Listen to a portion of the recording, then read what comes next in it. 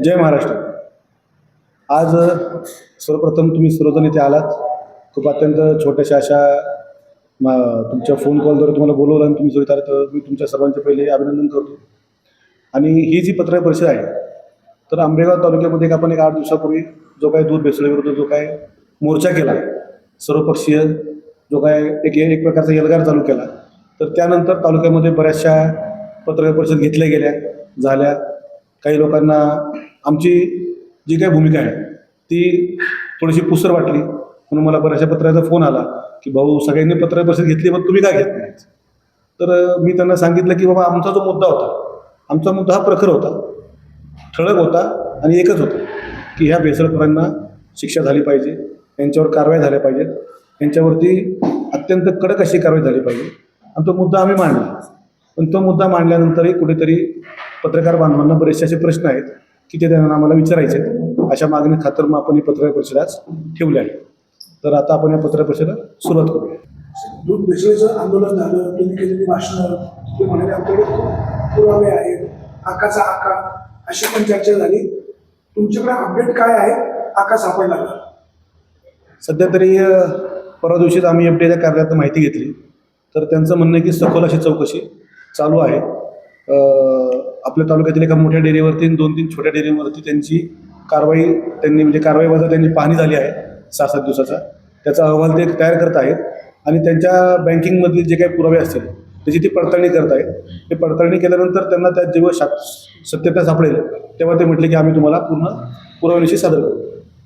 आंबेगाव तालुक्यातील कुठल्या म्हणजे कोणकोणत्या खाजगी दूध संस्थांवर किंवा खाजगी डेअरींवर त्यांनी कारवाई केलेली आहे?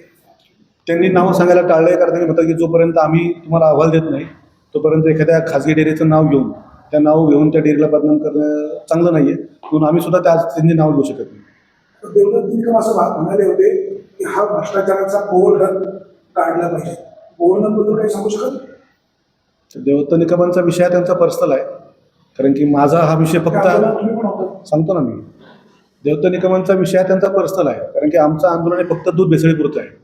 दूध भेसळीचं आंदोलन हे सावकाश करून मी काय खाल्लं तू काय खाल्लं इथपर्यंत गेले, तर आम्ही काय त्यावेळेस खाल्लंच नाही, त्यामुळे आम्ही काय त्या ह्याच्यात पडू शकत नाही. त्यामुळे आम्हाला त्यात काही इंटरेस्ट पण नाही. आमचं आंदोलन फक्त आंबेगावमधील त्रासलेल्या जनतेच्यासाठी, अन्याय करणाऱ्या म्हणजे दूध भेसळ करतात म्हणजे अन्याय करतायत. म्हणजे ठराविक जर पाहिलं वाणी साहेब की दूध भेसळ करणाऱ्यापेक्षा ते दूध संकलन करून वितरित करणारा हा सगळ्यात मोठा गुन्हेगार आहे. आणि याच्यावरती आमचा सगळ्यात मोठा मागणी आहे FDAला की ह्या ज्या लोकांचं दूध संकलन ज्यांनी केलं, ते संकलन करून ज्यांनी वाटलं तो हा सगळ्यात सूत्रधार आहे. आणि त्या मोठ्या डेअरीवरती किंवा त्या संकलनवाल्या माणसावर आपण लवकरात लवकर आपली चौकशी करावी आणि आपल्या चौकशीचा फास आवळावा, अशी आमची मागणी आहे. तुकाराम मुंढे यांचं काम अतिशय पारदर्शक आहे. त्यांची खालची जी टीम आहे ती कुठेतरी मॅनेज होते अशी सुप्त चर्चा होते. आता तुमच्याच भाषेत सांगायचं तर स्त्रोत्राकडनं म्हटलं तर त्याला काही अर्थ राहत नाही. मुंडे साहेबांना परवाच हा प्रश्न विचारला होता, मी त्याची मुलाखत पण ऐकली. तर मुंडे साहेब म्हटले की जो अधिकारी बोलतो त्या अधिकाऱ्याला तेवढी पॉवर असते, पण त्याच्या खालचा अधिकारी तेवढं बोलू शकत नाही, त्याला तेवढी पॉवर त्याचा अभय नसते, त्याच्या खुर्चीला अभय नसतं. म्हणून ते अधिकारी कुणाबद्दल बोलू शकत नाही, कारण की मुंडे साहेब मुंबईत बसतात, खालचे अधिकारी ह्या तिथले ते विभागीय क्षेत्रीय कार्यालयात बसतात. क्षेत्रीय लोकांचा त्यांच्यावर दबाव असतो, म्हणून ते बोलत नाहीत. बाकी काही मला वाटत नाही असं काही. मनसरला जे काही संशयित आरोपी पकडले, त्यांना वडगावच्या न्यायालयात नेले, त्या ठिकाणी एका संशयित आरोपीने पोलिसांच्या खांद्यावर हात ठेवला, त्याचा इश्यू झाला. तर त्याचा अर्थ काय? सगळी कारवाई मॅनेज आहे का? तर पोलिसांचा गृह करण्याचा सपोर्ट आहे? आता कारवाई तर मॅनेज म्हणता येणार नाही आहे, परंतु विषय असा आहे की ते जे लोक आहेत ते इथल्या स्थानिक आणि इथे सत्तेमध्ये असणाऱ्या पक्षाशी निगडीत आहेत आणि त्याची पूर्णपणेच भरपूर असे पुरावे प्रसारमाध्यमामध्ये फिरत आहेत. आता मला सांगा की ज्याच्यावर सत्तेचा हात असेल तर तो त्याची तेवढी हिंमत होणार नाही, तो त्या पोलीस ऑफिसरच्या खांद्यावर हात ठेवणार. त्यामुळे सत्तेचा माज आहे, दुसरं काही नाही. मी तुम्हाला पाहिजे आंबेगाव तालुक्यावर असणार सत्तेवाल्यांचा त्यांना हात. माझं तर मी तुम्हाला पत्रकार साहेब उद्या तुम्हाला एक 6 पत्र देतो की ज्या पत्रावर इथले नेते आहेत की यांची इथं बदली करा. 2 मिनिटं तुमच्या प्रश्नाचं उत्तर माझ्याकडे आहे. आपल्या तालुक्यात आतापर्यंत जेवढे काही PI API जॉईन होतात तर त्यांच्या पत्रावरती यांची बदली करा अशा साहित्य नेत्याचे आहेत, तुम्हाला पाहिजे तो पुरावा देतो मी. एकंदर पोलिसांच्या कामकाजावर प्रश्न चिन्ह आहे, कारण ते प्रेस नोट किंवा इतर माहिती प्रसार माध्यमांना देत नाही. नेमकं काय वाटतं? नाही, पोलिसांच्या कारभारावर आपण कुठल्याही प्रकारचा बोट ठेवू शकत नाही. ते कायद्याचे रक्षक आहेत. मंचर असेल, घोडेगाव असेल, भीमाशंकर असेल, सगळ्या ठिकाणी पोलीस खातं आपल्याकडे दक्ष आहे. परंतु जेव्हा ते एखाद्या कुठल्या तरी मतदारसंघात काम करतात, तिथे सत्तेतले आमदार तर त्यांना थोडासा दबाव असतो, कारण त्यांचंही घर ह्या नोकरीवर चालू असतं. पोलीस म्हणजे काही मालक नाही आहेत. शेवट त्यांनाही त्यांच्या नोकरी पाण्याची, त्यांच्या बदलीची काळजी असते. म्हणून ते तेवढे झुकतं तिथल्या तिथल्या संस्थेला देत असतात, असं मला वाटतं. पोलिसांच्या या वागण्याचं तुम्ही समर्थन करता? पोलिसांच्या वागण्याचं नाही सांगत साहेब. कसं असतं की समजा पोलिसांनी दबावाखाली काम करावं, पोलीस दबावाखाली काम करत नाही, पण पोलीस उघडपणे पण सुद्धा जास्त काम करू शकत नाही. ते कायद्याचे रक्षक आहे. त्यांनी सिस्टम मध्ये काम केलं पाहिजे. त्यांचं काम सिस्टममध्ये चालू आहे. जनतेला न्याय दिला पाहिजे. त्यांचं- जर कुठल्या तरी आमदार साहेब दबावाखाली काम करत नाही, असतील, ते- सामान्य जनतेने कोणाची आशा धरायची? त्याच्यावर ते सांगतो की पोलीस तपास करताना कोणाचं नाव घेऊ शकत नाही. ज्या दिवशी पोलीस चार्जशीट दाखल करतील, मग त्या दिवशी कुणाचंही नाव घेतील. पण जोपर्यंत तपास चालू आहे, चार्जशीट दाखल होत नाही. चार्जशीट दाखल केल्यानंतर ते कुणाचंही नाव घेऊ शकतात, पण जोपर्यंत तपास चालू आहे तोपर्यंत कोणाचं नाव घेत नाहीत. याच्यावर त्यांच्यावर दबाव असं नाही, परंतु ते जाणीवपूर्वक कुणाशी तरी चुकीचा गैरसमज होण्याचा किंवा कुणाशी तरी वाईटपणा घेण्याचं ते टाळतात. जेव्हा चार्जशीट दाखल होते ती प्रेसला गेल्यानंतर ते नाव ऑटोमॅटिक सगळे येतं. त्याला काही एवढा मोठा विषय राहत नाही. 13 आरोपी अजून फरार आहे. म्हणजे नेमकं त्याच्यामध्ये काही गुण आहे का वाटते का? आता हा तर नुसतं गौड बंग, हा सगळं गौड बंगाल आहे, नुसतं गौड नाही.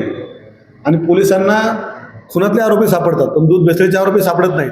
यासारखं म्हणजे मी शल्य तर मला वाटत नाही पोलिसांना कुठलं दुसरं असेल. म्हणजे आता त्या पोलिसांना रात्री झोप येत नसेल की आपण एवढे म्हणजे आपल्या मंचरची आणि या घोडेगावची एवढी चांगली पोलीस यंत्रणा आहे की ते सगळ्यात जास्त क्राईम डिटेक्ट करतात. आणि ह्या भेसळीतले रॅकेट डिटेक्ट करू शकत नसेल, हे शल्य त्यांना नक्की असेल आणि ते त्याचा शोध घेत असतील असं आम्हाला तरी वाटतं. बऱ्याच वेळा समजा छोटे मोठे समजा अन्याय झाला किंवा आरोपी सापडत असल्यावर आपण सुद्धा मोर्चा काढलेला आहे. हो, मग याबाबत अजून 13 आरोपी फरार आहे. याबाबत काही स्पष्ट कोणी बोलायला तयार नाही. नेमकं काय? याच्याबाबत आम्ही आमचं एक स्वतंत्र निवेदन आम्ही मागच्या हप्त्यातच अरुण भाऊ आणि मी मुंबईला गेलो होतो. आम्ही एक देवेंद्र फडणवीसांना पण एक दिलं आहे, एक एकनाथ शिंदेंना पण दिलं आहे की हा नुसता गुन्हा नाही, दूध भेसळ हा गुन्हा नाही.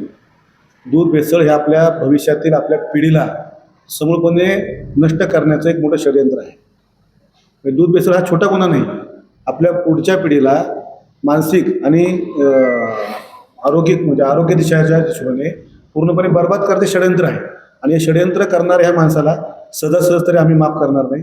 त्यासाठी आम्हाला इथे जावे लागेल, भविष्यामध्ये आम्हाला केंद्रात जावे लागेल, भविष्यामध्ये आम्हाला अमित शहाकडे जावे लागेल, हे कोणाकडे जावे लागेल. आम्ही आता सुद्धा आमचे सुद्धा ज्या काही खालचे सहकारी आहेत, आम्ही पूर्णपणे चौकशी करून एक एक पुरावे तयार करत आहोत की कुठल्या दूध संकलन केंद्रात किती लोक दूध घालत होते, ते दूध किती येत होतं, मग ते दूध कुठल्या डेअरीत किती गेलं, मग त्या डेअरीने ते दूध काय केलं, त्याची पावडर बनवली, त्याचं चीज बनवलं, त्याचं तूप बनवलं, या सगळ्या गोष्टींचे आम्ही आतापर्यंत पुरावे तयार करत आहोत. आणि हे पुरावे आमचे लवकरात एक 30 ते 35 तयार होतील. आणि जेव्हा तयार होऊन पुढे जातील तेव्हा याची एक प्रत त्या तुमच्या प्रत्येकाला मी पोहोचवणार आहे. दूध भेसळखोर तुमच्या आंबेगाव तालुक्यातील आहेत, ते एका राजकीय पक्षाचे कार्यकर्ते आहेत. त्या राजकीय पक्षाच्या नेत्याचा, लोकप्रतिनिधीचा या दूध भेसळखोरांना छुपा पाठिंबा आहे का तुम्हाला काय वाटतं? ते छुपा नाही, त्यांना डायरेक्ट पाठिंबा आहे. मी तुम्हाला पाठवतो, तर मला ऐकून दाखवतो. त्यांच्या परवाच्या भाषणात त्यांनी लिहिलं आहे की माझे सहकारी चुकले असतील, काका चुकले असतील, पण ते डान्स भरवले जात नाही. आपल्या तालुक्यातल्या नेत्याला जर त्या घटनेची जर त्याची एवढी जाणीव नसेल, त्याचं गांभीर्य नसेल, तर याच्यापुढे बोलणार काय? वळसे पाटलांचं काय चुकलं? असं काय चुकलं? वळसे पाटील सांगतायत की आमच्या लोकांनी चूक केली असेल पण ते डान्स बार नाही. म्हणजे त्यांनी कबूल केलं काका चुकलेत, पण काकांचा डान्स बार नाही. पण वळसे पाटलांना त्या गोष्टीला गांभीर्यच कळलं नाही. आज तुम्ही मला सांगा, आंबेगावच्या जनतेमध्ये आंबेगावची जनता वळसे पाटलांना भाग्यविधाता म्हणते. म्हणजे काय? ज्या आंबेगावमध्ये 90-95 सालीच्या अगोदर कधी कॅन्सर नव्हता, आज आंबेगावमध्ये जवळपास 100 रुग्ण कॅन्सरचे आहेत. म्हणजे हा कॅन्सर दिला म्हणजे तुमचं भाग्यविधाता केलं त्यांनी. तुम्हाला काय दिलं? कॅन्सर दिला का? आंबेगावमध्ये एकही प्रकारचा रोजगार नाही म्हणजे काय दिलं तुम्हाला? बिना रोजगाराचा तालुका दिला म्हणजे भाग्यविधाता केलं का? काय केलं? बिना रस्त्याचा तालुका दिला, बिना रोडचा तालुका दिला, बिना उद्योगाचा तालुका दिला. मग तुम्ही जे सांगताय की आम्ही 200 खाटाचं हॉस्पिटल काढलं, मग त्या हॉस्पिटलमध्ये भरण्यासाठी तुम्ही कॅन्सर पसरवला का? मग नक्की काय केलं तुम्ही? आणि हे लोक करताना ते कबूल करतायत की माझे कार्यकर्ते चुकले असतीलही, पण त्यांचा डान्सबार नाही. हे आम्हाला त्यांच्याकडनं अशी माहिती पाहिजे होती की तुम्ही माझ्याबरोबर, तुमच्याबरोबर मी सुद्धा आहे. तुम्ही ज्या चौकात थांबताय त्या चौकात मी पण येऊन थांबतो. आपला लढा भेसळ विरोध आहे आणि आपण त्या भेसळ करणाऱ्या लोकांना नामोनिशान त्यांचं मिटवू. अशा प्रकारे त्यांची भूमिका आम्हाला अपेक्षित होती. पण त्यांची भूमिका याच्या पूर्ण विसंगत होती. ते सांगतायत की अरे माझ्या बाजूने बोलणारं कोण आहे का? म्हणजे आज त्यांची अवस्था अशी झालेली आहे की मागच्या पण बोललो की त्यांनी जे कल्पवृक्ष ज्यांनी जे वड लावलेत ना, ते वडाच्या पारंब्यांमुळे एवढी वाढलीत की आज ते त्याच्यामध्ये अडकून गेलेत. त्यांना आता बाहेर पडायला रस्ता शोधावा लागतोय, की आता मी बाहेर कसा पडू, पण ते त्यांना रस्ता सापडत नाही. ते संवाद कार्यक्रमात असं म्हणाले, जर कोणी दोषी असेल, जवळचा असो कोणी असो, त्याच्यावर कारवाई झाली पाहिजे. परंतु जे इश्यू करतायत ते काही सज्जन नाही, त्यांची एकमेट पॉलिटिकल आहे. तुम्ही एका राजकीय पक्षाचे पदाधिकारी आहेत, हो. तर जरी तुम्ही म्हणत असले ही आमची भूमिका शिवसेनेची नाही, हो शिवसेनेचे कार्यकर्तेच आहेत, हो. ते असं पण म्हणाले की जे आपल्यावर जे आरोप होत आहेत, आपले कार्यकर्त्यांनी ते आरोप पडतावले पाहिजे. त्यांच्या भूमिकेत चूक आहे. नाही नाही, पण त्याच्या पहिलं वाक्य तुम्हाला मी ऐकून दाखवू का? ऐकून दाखवतो तुम्हाला. हे समजेल ना माझं? सांगतो ना तुम्हाला, 2 मिनिटं. वाक्य असं आहे का त्यांनी जेव्हा वाणीने त्यांना फोन केला होता, एका ठिकाणी असं आहे की तो कोण आहे, काका म्हणजे माझा कोणीच नाही. हा ते चुकीचं आहे, त्याच्याबद्दल त्याने ती चूक झाली. नाही, नाही. कशाची सहमत होती? नाही नाही नाही. त्याच्याबद्दलच आहे. त्याच्याबद्दल आम्ही तुम्हाला इथे पत्रकार म्हणून आकर्षित धरतोय. हा. नाही, नाही, ऐका. तर- पत्रकार म्हणून नाही. ऐकलं, ऐका. हो, हे वाईट. नाही नाही, मी ते सांगतोय. आम्ही तुम्हाला ऐका ना. ऐका, जे आम्ही ऐकलं सगळे पत्रकारांचे ते बोलतोय आम्ही. 2 मिनिटं. परत ऐका. आमचे सहकारी समजा काका चुकले असतील किंवा आणखी दुसरे कोणी काही चुकले असतील, निदान आमचे सहकारी डान्स बार तर चालवणारे नाही. आमचे सहकारी समजा काका चुकले असतील किंवा आणखी दुसरे कोणी काही चुकले असतील, निदान आमचे सहकारी डान्स बार तर चालवणारे नाही. तर आता याचा अर्थ एवढाच होतो, आमचे सहकारी काका कसं इतर किंवा म्हणजे त्यांनी नुसतं काका नाही सांगितलं, की ज्यांच्या हातावर त्यांचं खाणं, ज्यांच्या खाणं त्यांचे हात आहेत, ज्यांच्या त्यांनी पुष्पगुच्छ दिले, ते सगळेच त्यांनी सगळं कबूल केलं आणि मी नाही केलं. हे त्यांचं वाक्य आहे, त्यांच्या त्या संवादमधलं वाक्य आहे. हे चुकले असतील त्यांना, म्हणजे आम्हाला एक म्हणायचे की आज 36 वर्षाचं 37 वर्षाचं निर्वाध वर्चस्व, त्यांच्या वडिलांपासून चाललेला राजनीतिक त्यांना वारसा आणि वारसा, यातून आंबेगाव जनतेला काय पाहिजे? आंबेगाव जनतेला हे पाहिजे होतं की आंबेगावच्या जनतेच्या आरोग्याशी खेळणाऱ्या माणसांविरुद्ध ते ठामपणे उभे राहिले पाहिजे होते. त्यांनी त्या दिवशी मंतरच्या चौकात स्वतः येऊन त्या स्टेजवर त्यांना कोणी नाही म्हटलं नव्हतं. सर्वपक्षीय निषेध मोर्चा होता दूध भेसळ करण्याविरुद्ध. आज आंबेगाव तालुका नेतृत्व म्हणून आम्हाला आज इच्छा होती की त्यांनी त्या स्टेजवरती पहिलं यावं आणि या दूध भेसळ करण्याविरुद्ध मी सुद्धा तुमच्याबरोबर सामील आहे. आज त्यांची भूमिका आम्हाला पाहिजे होती. पण त्यांची भूमिका म्हणजे करनी से आपकी पुरी कर्तबदारी पता चलती है. करणे कथनेत फरक आहे. हां, लय फरक आहे. कथनी आम्ही ऐकली. आता बघा, आम्ही कसे जे ऐकल जे बघल त्याच्यावर विश्वास ठेवतो. आम्ही स्तोत्रावर विश्वास ठेवत नाही आणि आम्ही यांच्यावर विश्वास ठेवला आहे की त्यांचं म्हणणं असं आहे. पहिल्या दिवशी ज्यावेळी कारवाई झाली त्यांनी माध्यमांना सांगितलं होतं कारवाई होईल, मला पाठिंबा द्या. पहिल्या दिवशी त्यांनी त्यांची भूमिका स्पष्ट केली. साहेब, तुम्हाला मी एक सांगतो, 36 वर्ष निर्वाध सत्ता, परत सांगतो, त्यातले जवळपास 1.5 ते 2 वर्ष गृहमंत्रीपद, 16 वर्ष मंत्रिपद. म्हणजे आज काही त्यांचा जी पोहोच आहे ती काय महाराष्ट्राच्या साध्या नेत्या एवढी नाही आहे. आज त्यांना वरिष्ठ नेता म्हणतात, वरिष्ठ नेता. तर त्यावेळी त्यांची अशी पाहिजे होती भूमिका की सगळ्यांना ज्यांना त्रास आहे, ज्यांना वाटते की ते भेसळ होते, त्यांनी माझ्याकडे या, तुम्ही मला नावं सांगा, मी त्याच्यावर धाडी टाकतो, त्यांना आपण पकडून देऊ आणि अशा सगळ्या लोकांच्या आरोग्याला त्रास देणाऱ्या नराधमांना, हा नराधमच झाला, काही प्रकारचे नराधम लोकांच्या याच्याशी इज्जतीशी खेळतात, काही लोक त्यांच्या आरोग्याशी खेळतात. हे आरोग्याशी खेळणारे पण नराधमच आहेत. तर यांच्यामुळे आज माझ्या तालुक्यातल्या 16 लहान मुलांना कर्करोग आहे. माझे सहकारी आहेत प्रवीण टेमकर, त्यांच्या मुलाला कर्करोग आहे. म्हणजे हे काय साधी गोष्ट नाही साहेब. ज्या याला ते पाणी सोडलं तिथल्या जवळपास 17 ते 18 हेक्टर जमिनी नापीक झाल्यात. जमिनीमध्ये काय पेरलं तर उगवत नाही, ही सत्यता आहे. तुम्हाला पाहिजे तुम्ही माझ्याबरोबर चालवलं साहेब, तुम्हाला पण मी दाखवतो. आमचं कसं आहे, आमची कथनी आणि करणी एकच आहे. त्यामुळे आम्ही तुम्हाला जे सांगाल की हा सूर्य तर सूर्य दाखवणार, सूर्य म्हणून चंद्र दाखवणार नाही तुम्हाला आम्ही. ह्या अशा गोष्टींमध्ये आमची इच्छा होती की ह्या नेतृत्वाने आमच्या सगळ्यांच्या पुढे थांबलं पाहिजे. तर ते पुढे थांबतात ते दुसऱ्या लोकांच्या पुढे थांबले, हे आम्हाला थोडंसं वाईट वाटतं. एवढेच आहे. आमदार दिलीप वळसे पाटील सुरुवातीला ज्या माध्यमांशी बोलले ते मुळमुळीत बोलले. नंतर तुम्ही आक्रोश केला, मग त्यांनी संवाद साधताना भाषा कलक वापरली. विष्णू काका हिंगेंचा पुतणे त्याच्यामध्ये सहभागी आहे, चर्चा आहे, गुन्हा दाखल आहे. वास्तविक वळसे पाटलांची भूमिका कळून घ्यायला पाहिजे होती, त्याचे परिणाम ते होतील. नंतर जेव्हा तुम्हाला पत्रकारांनी काय प्रश्न विचारा, तर मी जेव्हा त्यांना म्हणालो की विष्णू काका असं म्हणाले तो माझा पुतण्या नाही, वळसे पाटील म्हणाले त्यांच्या उत्तर मी माफी मागतो, त्यांचा पुतण्याच होता, मी त्यांच्या सांगायला पाहिजे. भूमिका त्यांनी कबूल केली. तो मुद्दा वेगळा आहे आणि मी जे तुम्हाला ऐकवलं ते पूर्णपणे वेगळे आहे. ऐकण्याला मुद्दा वेगळा. हां, त्यांनी सरासर कबुली दिली आहे की काका आणि आमचे सहकारी चुकले असतील, म्हणजे चुकलेत. परत त्यांनी जे दाखवलं वाचून खेडच्या, गांभीर्याने घेतलं नाही असं आपलं. हो, आणि खेडच्या प्रांताचा एक जबाब वाचून दाखवला की तो माझा पुतण्या नाही, हा जबाब त्यांचा नव्हता काकाचा, हा जबाब दुसऱ्याचा होता. तुम्हाला माहित असेल तर मी त्यांनी जो जबाब वाचून दाखवला त्या पत्रकार परिषदेत. त्यांनी ते देवदत्त निकम यांच्या प्रकरणातला पण प्रश्न असा आहे, आरोप करणारे पॉलिटिकल पक्षकारांना टार्गेट केलं जातं, ही वस्तुस्थिती आहे. नाही, नाही. मग करावं बिनधास्त, काय तो आमचा होत आहे. टार्गेट करा म्हणजे आमचं काय म्हणतो. नाही नाही, मी तुम्हाला सांगतो ना, आता समजा वाणी साहेब, समजा मी रमेश येवले आहे, हा माझा भाऊ आहे, त्याची एक कंपनी आहे. माझ्या होणाऱ्या वेळोवेळी राजकारणामधील प्रत्येक इलेक्शनला त्याच्या कंपनीमधनं लोकांना आर्थिक रसद पुरवली जाते. त्यांच्या कंपनीच्या ऑफिसमधनं पक्षाच्या मिटिंग होत आहेत. पक्षाच्या मिटिंगनंतर कारखान्याच्या सभेनंतर लोकांचं जेवण खाणं दारू पाटी पुरवलं जाते. तर याचा अर्थ जर माझ्या भावाच्या पैशावर मी निवडणूक लढलो आणि जर मी जिंकलो तर उद्या माझ्या भावाच्या प्रत्येक गुन्ह्याला सावट म्हणजे छायेखाली घालणे माझं काम आहे. मग ह्या त्या दबावाखाली ते झाकून गेलेत. आमचं म्हणणं दुसरं काय नाही आहे. त्यांनी ज्या ज्या लोकांचा इथे राजकारण करताना आर्थिक फायदा घेतला असेल किंवा त्यांना आर्थिक फायदा पोचून दुसऱ्याही त्यांचा काहीतरी व्यावसायिक फायदा घेतला असेल, अशा सर्व लोकांच्या बोजाखाली त्या एवढे दबलेत की त्या बोजात ते बाहेर पडू शकत नाही. हा मुद्दा आहे. बेसलखोर आहेत ना, ते कोणाचे कार्यकर्ते सगळ्यांना माहिती. हो. त्याच्यामुळे वळसे पाटलांचं डॅमेज झालेलंच आहे. ते डॅमेज कंट्रोल करायचं म्हणून त्यांनी सवय यात्रा साधली, कार्यकर्त्यांना त्यांनी अपील केलं, तुम्ही देखील आपली बाजू मांडा, त्यांचा विषय आहे. आता आपला मेन मुद्दा असा आहे की दूध भेसळीचा विषय ओपन खूप जोरात झाला. पुढे काय झालं, किती मासे सापडले, बडा मासा त्याच्यामध्ये आहे की नाही, तुमचा पाठपुरावा कुठपर्यंत चाललाय, तर तुम्ही देखील मॅनेज झाला. साहेब, मॅनेज होण्यासाठी तिथं लोकांना ती सवय लागते आणि आपल्याकडे मॅनेज होऊन सवयीने मॅनेज होणारे असे भरपूर काही लोक आहेत. त्यातले रमेश शेवले नक्कीच नाही. कारण रमेश शेवलेंना आर्थिकदृष्ट्या कुठल्याही प्रकारची गरज, कुठल्या कमाईची गरज नाही. आज आमचा जो विषय आहे, आमच्या पक्षाचा विषय आहे, तर आम्ही कायम जनतेसोबत आहोत, मागे होतो, आजही आहोत. प्रत्येक प्रकारच्या अडीअडचणीत असेल, प्रत्येक संकटात असेल, आम्ही जनतेला आमच्या पदरचं मोडून खर्च करून उभं राहतो. त्यामुळे यांच्या चिल्लर पैशावरती पैशावरती मॅनेज होण्यासाठी रमेश शेवले, अरुण गिरे किंवा आमचा शिवसेना परिवार हा एवढा लहान आणि हलका नाही आहे.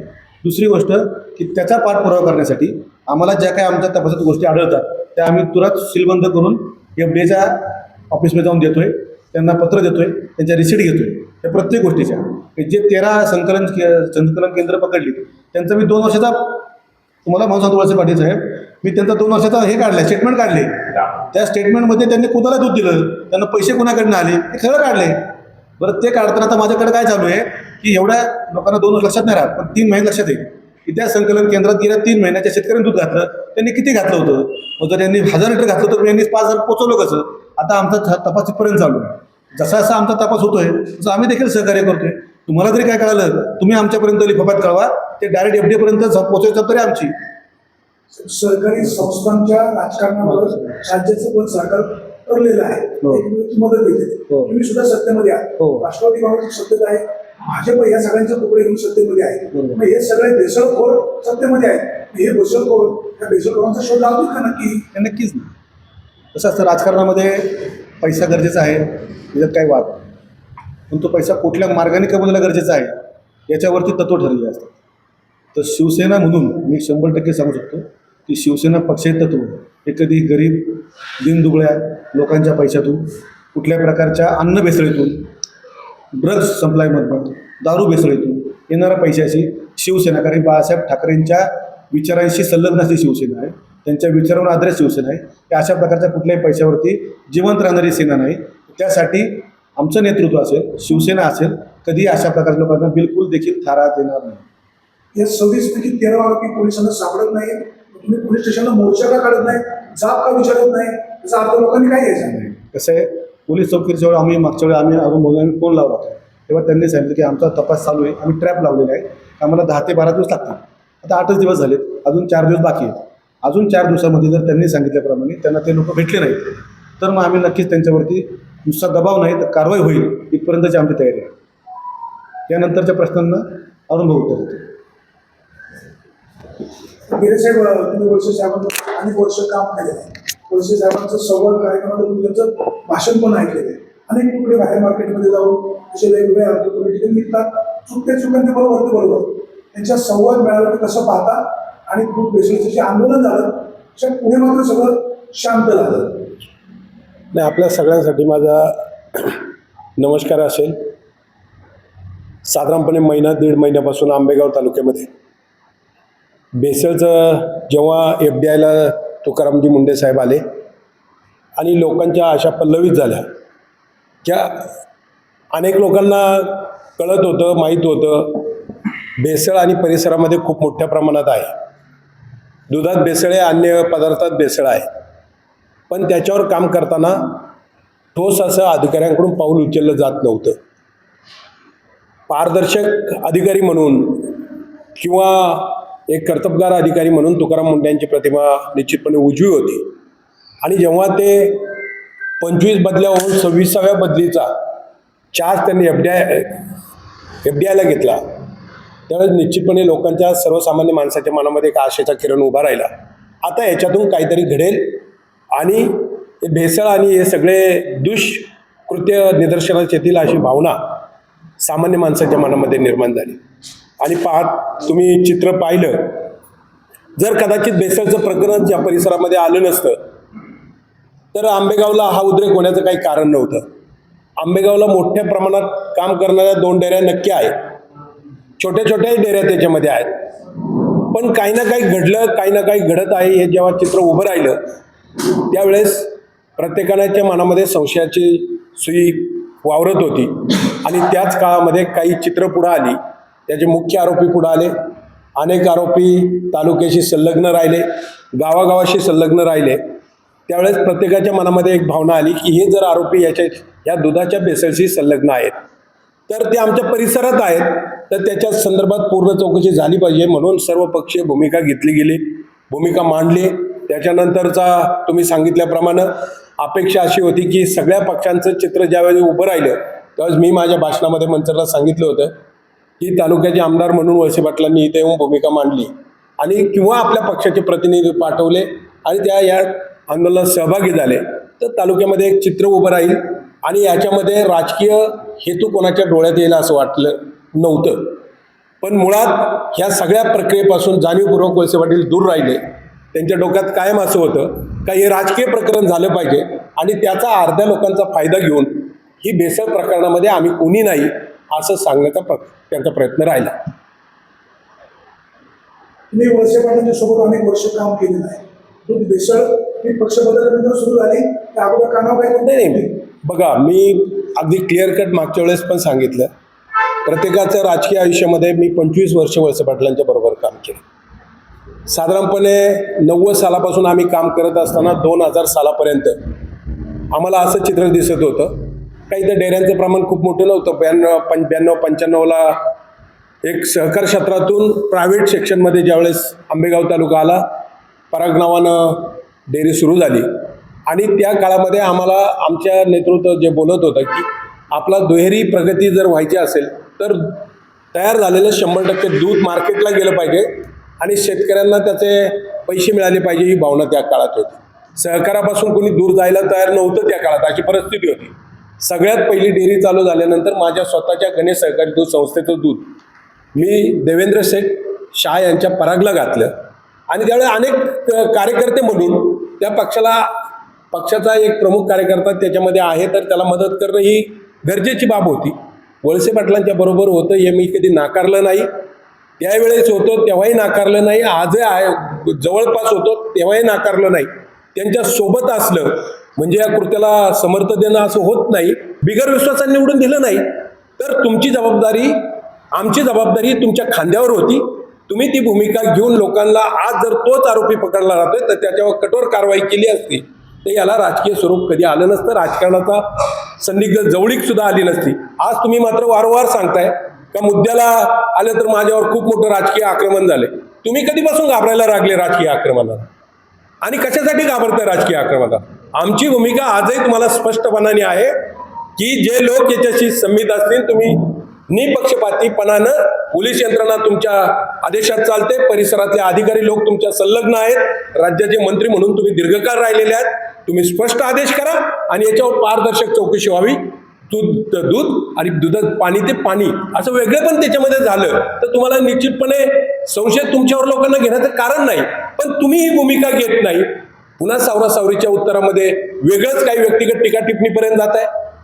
त्याच्यामध्ये स्पष्टपणाने तुम्ही सांगताय का माझ्या जवळचे सहकारी चुकले असतील, काका असतील, अन्य सहकारी असतील, चुकले असतील, पण त्यांनी काय ते डान्स बारला तर गेले नाहीत ना. म्हणजे हजारो लोकांच्या जीविताशी तुम्ही खेळलात गेलात, तुम्हाला त्याच्यात ते परवडतायत, पण डान्स बारला एखादा माणूस जातो तो परवडत नाही. ही कुठली पद्धत आहे? विषयाचं गांभीर्य या विषयाचं गांभीर्य तुम्ही घेत नाही. आणि जर तुम्ही उत्तर पत्रकार बांधवांना संवाद साधताना सुद्धा किंवा जनतेशी संवाद साधताना तुम्हाला अपेक्षित असं होतंय, कोणता असा कार्यकर्ता आहे, कोणता असा माणूस आहे की घरातल्या एखादी घटना झाली, कॅन्सर सारख्या एका आजाराने घटना झाली आणि आज त्याला खात्री पटली का कॅन्सर होण्यासाठी हीच कारणं आहेत आणि त्या कारणामध्ये आज हे घडलंच नाही, घडवणारच नाही, अशा स्वरूपाचे उत्तर कोण देणार? मग तुम्ही तुमच्याकडून अपेक्षा ती पूर्ण करत नाही, त्याला तुम्हीच राजकीय स्वरूप आहे असं सांगून त्याच्यापासून पळवाट काढण्यापेक्षा आजही हिमतीने पुढे या आणि पारदर्शक कारवाई करा, त्याच्यावर काम करा आणि त्या लोकांना ज्यांनी असं दुष्कृत्य केलं त्यांना निश्चितपणे या जे दोष सापडतील त्याच्यावर कारवाई करा. एवढीच आमची मागणी. माफक अपेक्षा या संदर्भात दुसरी आमची कोणती मागणी नाही. दिलीप वळसे पाटील या तालुक्याचे आमदार आहे. तुम्ही असं म्हणाले ते माजी मंत्री आहे, सत्तेमध्ये त्यांचा दबदबा आहे. तुम्ही शिंदे साहेबांना भेटले, फडणवीस साहेबांना भेटले, निवेदन दिलं. वळसे पाटलांना भेटून एखादं निवेदन देऊन साहेब तुम्ही सुद्धा त्या भेसळखोरांवर कडक कारवाई करण्यासाठी आमच्यासोबत चला असा आग्रह जातात. 100% तुमचं म्हणणं बरोबर आहे. वळसे पाटील या तालुक्याचे आमदार नसते तर निश्चितपणे त्यांच्याकडे जाऊन आम्ही निवेदन दिलं असतं. तालुक्याच्या लोकप्रतिनिधीला आम्ही निमंत्रण दिलं. मग ही घराच्या मालकाला जे कर्मचाऱ्याने काहीतरी येऊन सांगणं किंवा त्या परिसरात वावरण्याने माणसाला काहीतरी सांगणं अशी त्याची अवस्था होती. मालकाला कुणी घराची जबाबदारी कुणी सांगत असतं का? त्याची जिम्मेदारी आहे. जिम्मेदारी म्हणून तुम्हाला ही सगळी तुम्हाला दिलेली आहे, तर तुम्ही त्याची काळजी घेऊन त्याच्यावर काही ना काही करा अशीच आमची भावना आहे. मुख्यमंत्र्यांना निवेदन दिलं, तुम्ही स्वतः कारवाई केली असते. शिंदे साहेबांना निवेदन दिलं, त्यांनी स्वतः कारवाई केली असते. तुम्ही त्यांना भेटू शकताय. इथे यांना भेटायला प्रॉब्लेम काय? जाहीरपणे शिवाजी चौकातून मी आव्हान केलं, वळसे पाटलांना आव्हान केलं. जसं हे आंदोलन सर्वपक्षीय उभारलं आहे तसं राष्ट्रवादी पक्षाचे प्रमुख कार्यकर्ते किंवा आपण या चौकामध्ये येऊन लोकांच्या प्रश्नाचं उत्तर द्या, त्याच्यात तुम्ही संशयाच्या भोवऱ्यात आहेत आणि त्याचं उत्तर द्या हे सांगून सुद्धा ते त्या संदर्भात बोलायला तयार नाहीत. त्याची छाटोमाटोक उत्तरं देऊन त्या प्रश्नापासून पळ काढत असतील तर तुम्ही परत एकदा म्हणत असेल, तुम्ही म्हणत असाल तर कदाचित अजून 4 वेळा जाऊ या तालुक्यातल्या जनतेसाठी आणि या तालुक्यातल्या सर्वसामान्य माणसासाठी, उद्याच्या भविष्यासाठी आम्ही कोणाकडेही जायला तयार आहे. ही गोष्ट मोकळ्या मनाने आम्ही जाहीरपणे सांगतो. बघा, तालुक्यामध्ये पत्रकार ही माणसंच आहे, याच तालुक्यातली माणसं, त्यांच्याही मुलाबाळांना हेच दूध प्यायला लागतंय. त्याच्यामुळे निश्चितपणे पत्रकार म्हणून तुम्हाला कुणी आम्ही लोक तरी जे कदाचित एखादा व्यक्ती बोलला असेल तर मगाशी सोशल साईटवरचा वाद आहे, पत्रकारांना टार्गेट केले गेले, सगळे पत्रकार सगळ्यांनी बातम्या दिल्या. आजही सांगतोय, पत्रकारांना टार्गेट करण्याचा भाग नाही. कोणता पत्रकार ज्यांनी याच्यामध्ये भाग ज्यांना वाटत असेल ते अलग लोक आहे. आम्ही समाजातल्या काही मोजक्या लोकांमध्ये आहे. शेवटी प्रातिनिधिक करत असताना मलाही असं वाटतंय समोर असणारे जेवढे लोक आता या भेसळमध्ये गुंतलेत ते सगळे आमच्या जवळकीचेच आहेत, लांबचे नाहीत. मित्रमंडळी तरी असतील किंवा जवळकीचे सातत्याने त्यांच्यासोबत वावरलेलं असं. आम्हाला व्यक्तिदोषाने आम्ही कोणती कृत्य करत नाही. आम्ही त्या परिस्थितीवर आणि कृत्यावर आमचा विश्वास. आम्ही व्यक्तिदोषाने एखादा व्यक्ती माझ्या विरोधातला आहे म्हणून तो त्याच्यात सापडलाय म्हणून त्याच्यावर काही ना काही कारवाई करा हे म्हणण्याचा आमचा कधीच उद्देश नाही. दिवसापासून अमोल जाधव इथे माझ्या शेजारी होते, त्यांनी सुद्धा बातमी दिली, त्यांना पाठवण्यात झालं. नाही, आम्ही त्याच्यापासून सगळ्यांनी फॉलो केले. परवाच आम्ही सांगितलंय, जिथं पत्रकारांमुळेच हा मोठा विषय झालेला आहे. पत्रकारांमुळे सामान्य माणसाला हा विषय कळलेला आहे. गावापासून राज्यापर्यंत बदलत्या पद्धतीमुळे सोशल मीडियामुळे आज सामान्य कुटुंबात कोणत्याही कुटुंबात जा. आज सकाळी मी पिंपळगावला गेलो होतो. पिंपळगाव बाहेर पडताना 50 लोक चहा प्यायच्या हॉटेलमध्ये बसत होते, तरी ते सांगत होते अशी घडलंय ना, असं एक कृत्याला समर्थन देणं गरजेचं नव्हतं. म्हणजे आज लोक मी सांगितलं म्हणून काही जागृत नाही. लोक सोशल मीडिया आणि त्यांना समजलेल्या गोष्टीवर खूप मोठी जागृत आहे. त्याच्यामुळे चूकला चूक म्हणायची तयारी लोकांची आहे त्या जसं त्यांना वाटतंय तसं आम्हाला स्पष्टपणाने वाटतंय. आणि माझं आजही तुम्हा सगळ्या पत्रकार बांधवांना एकच विनंती आहे, तुमच्यामध्ये तुम्हाला कोणी दोषी ठरवलं नाही आणि ठरवणारही नाही. शेवटी समाजातला तिसरा डोळा तुम्ही आहात. तुम्ही ज्या डोळ्याने आम्ही कदाचित 2 डोळ्यांनी पाहतोय, तुम्हाला 3 डोळ्यांनी पाहायची संधी मिळते आणि त्याच्यातला तुम्हाला आमच्यापेक्षा जास्त मतिदार आहे. कदाचित तुम्हाला बोलता येत नसेल घाईनतीच्या संदर्भात, पण घटनेच्या संदर्भात मात्र तुम्हाला जाणीव नक्की आहे. कारण हे साधं सुद्धा काम नाही. त्याला कालवलेल्या सगळ्या गोष्टी तुम्ही पाहिल्या. काय काय केमिकल त्याच्यामध्ये टाकले जातात, युरियासारखा वापर केला जातोय. आत्ताच्या काळात तर अशी गोष्ट आहे का त्या दुधामध्ये नुसतं आम्हाला असं वाटायचं दुधातच भेसळ करून पुढे जायचं, पण जेवढे बाय प्रोडक्ट केले जातात ते पूर्ण भेसळयुक्त पदार्थांनीच बनवलेले आहेत. हे चित्र आता निदर्शनास आलेलं आहे. नजीकच्या काळामध्ये पोलीस यंत्रणा, आमचा जसा रमेश भाऊनी विश्वास व्यक्त केलाय पोलीस यंत्रणेवर, का पोलीस यंत्रणा याच्यामध्ये कशी दक्ष राहील, निश्चितपणे आम्ही त्यांच्या पाठपुरावा करतोय. पोलीस यंत्रणेला पाठपुरावा करू, नसेल तर उद्या त्याही यंत्रणेच्या विरोधात जरी आम्हाला रस्त्यावर यावं लागलं तरी आम्ही नक्की येऊ. पण आमचा जोपर्यंत विश्वास आहे तोपर्यंत आम्ही त्यांना निश्चितपणे वेळ देणं गरजेचं आहे. आणि याच्यातून जे दोषी आहेत त्यांना दोषी ठरवा आणि त्याच्यावर योग्य कारवाई करा, एवढं आमचं या संदर्भात म्हणणं आहे. या सगळ्यामध्ये आंबेगाव तालुक्याच्या पत्रकारांमध्ये काही या दुर्भेद्य प्रकार त्याबद्दल तुमचं मत काय आहे आणि सोशल मीडियावर आम्हाला थोडं केलं नाही आमचं मत आंबेगाव बातमीदारी करतात सगळे दुसरे माणूस व्यवस्थित सगळे बातमीदारी आमचं आजही असंच म्हणणं आहे. हे प्रश्न खरं तर आम्ही सांगतोय म्हणून आम्हाला विचारण्यापेक्षा ट्रोल करणाऱ्याला विचारा, याच्यामध्ये सगळ्यात महत्वाचं उत्तर. आम्ही तर कधीच पत्रकार तुम्ही केलेला, मग आंबेगाव तालुक्यातला पत्रकार असो नाही तर महाराष्ट्रातल्या कानाकोपऱ्यातला पत्रकार असो, भूमिका तुम्ही जर मांडली नसती तर आम्हाला ते तितक्या बारकाईने समजलीच नसती. तुमचं आम्ही कौतुकच करणार, शेवटी भूमिका मांडणाऱ्याचं कौतुक केलं पाहिजे. ते समजलं नसतं तर आम्ही काय केलं असतं. केवळ आंबेगाव तालुक्यात ही जर चळवळ उभी राहते, 5 जिल्ह्यांमध्ये कारवाई झाली, 5 जिल्ह्यांमध्ये सुद्धा तुमचं तर कौतुक आहेच, पण 5 जिल्ह्यांमध्ये सुद्धा ही चळवळ उभी राहायला पाहिजे. म्हणूनच तुम्ही सुद्धा राज्यव्यापी चळवळ उभी करा. म्हणूनच आमचं आजही या आंदोलनात असं म्हणजे 13 जण सापडले. पत्रकार म्हणून आम्ही तुम्हाला आणखी विनंती करतो, उद्याच्या काळात राहिलेले 13 सापडवा. सापडण्यासाठी तुमची भूमिका घ्या आणि नुसतं 13 सापडू नका, त्याच्यासोबत अन्य जे लोक आता निदर्शनास येत आहेत डोळ्याने त्यांना सगळ्यांनी गुन्ह्याच्या अंडर घ्या आणि त्याच्यावर कारवाई करा, असं आमचं म्हणणं आहे. एकंदर आता हे पत्रकार परिषदेमध्ये तुमची लाईन काय आहे, नेमकं कशासाठी? ही पत्रकार परिषद याच्यासाठी आहे का गेल्या आठवड्याभरात जेव्हा आम्ही ही भूमिका घेतली त्याच्यानंतर खूप पुलाखालून पाणी गेलंय. लोकांना असं वाटतंय का याच्यातलं जी कारवाई आहे त्याला जसं तुम्हाला वाटत होतं का याच्यामध्ये खूप गती नाही, 13 जण सापडले ते जेलमध्ये गेलेत, आणखीन 13चं काय होणार, या संशयाच्या भोवऱ्यात असणाऱ्या याच्यामध्ये आम्ही आशेच्या किरण आहे आमच्या मनामध्ये का जे लोक सापडत आहेत, कोड जे FBI अधिकारी आहेत त्यांना सगळ्यांना आम्ही भेटून आलेलो आहे आणि त्यांनी आम्हाला ज्या पद्धतीने सांगितलंय याचा अर्थ असा आहे का 100% ते याच्यामध्ये बारकाईने चौकशी करतायत. ती चौकशी समोर आल्यावर काही दिवसात आपल्यामध्ये चित्र येईल आणि जरी त्याच्यातलं परिपूर्ण चित्र आलं नाही तर आम्ही याच्या पाठीमागं सोडणार नाही. मी मागच्या वेळेस तुम्हाला आठवतोय का नाही मला माहीत नाही, एक काही लोकांचा फॅक्टर आहे. मी विचारलं सामान्य माणसाची मानसिकता काय आहे, काल काय खाल्लं हे जर आज विचारलं तर विसराळू पद्धतीची मानसिकता आहे. पण आणि समोरच्या मंडळींनाही हेच वाटतंय का 2-5 दिवस हा प्रश्न शिळा पडला की लोक विसरून जातील, नंतर पुन्हा एकदा आम्ही सामाजिक आपल्या जीवनामध्ये येऊ.